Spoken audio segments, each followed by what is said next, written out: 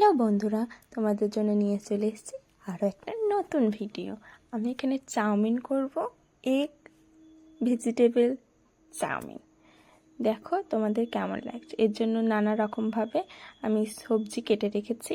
তার মধ্যে এবার চাউমিনটাকে ভালোভাবে সেদ্ধ বসিয়ে দিয়েছি। আমি যদিও অতটা ভালোভাবে রান্না করতে পারি না, তবুও চেষ্টা করেছি। আমার শাশুড়ি মা ভালো করে আমাকে শিখিয়ে দিয়েছে কী করে কী কাটতে হয় না হয়।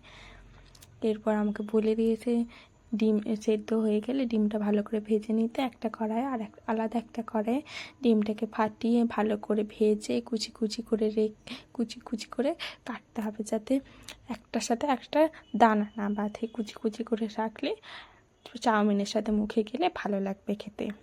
এরপর ওটা তুলে নেওয়ার পর একটা কড়াইয়ে তেল দিয়ে ওর মধ্যে বিনস, গাজর, মটরশুঁটি সব আস্তে আস্তে একসঙ্গে দেখো তোমাদের কেমন লাগছে। বিনসগুলো আগে দেওয়া হচ্ছে, এরপর দেওয়া হবে গাজর, তারপরে মটরশুঁটি।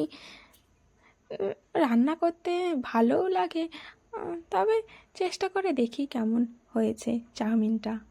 ফিডব্যাক তোমরা আমাকে দিও, কিন্তু কেমন হয়েছে জানিও। এরপর আস্তে আস্তে এগুলো দেওয়ার পর এগুলো ভেজে নেব। ভেজে নেওয়ার পর চাউমিনটা এর মধ্যে দিয়ে দেবো। যদিও চাউমিনটা দেওয়া তোমাদের সামনে দেখানো হয়নি। এই দেখো চাউমিনটা ভালো করে দিয়ে নেড়ে চেড়ে নিয়েছি।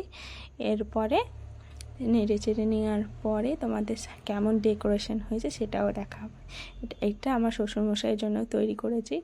ডেকোরেশনটা দেখো, চাউমিনটা দিয়ে শসা, গাজর, পেঁয়াজ ভালোভাবে স্যালাডের মতো কেটে পরিবেশন করেছি। ভালো লাগলে অবশ্যই লাইক করো। বাই।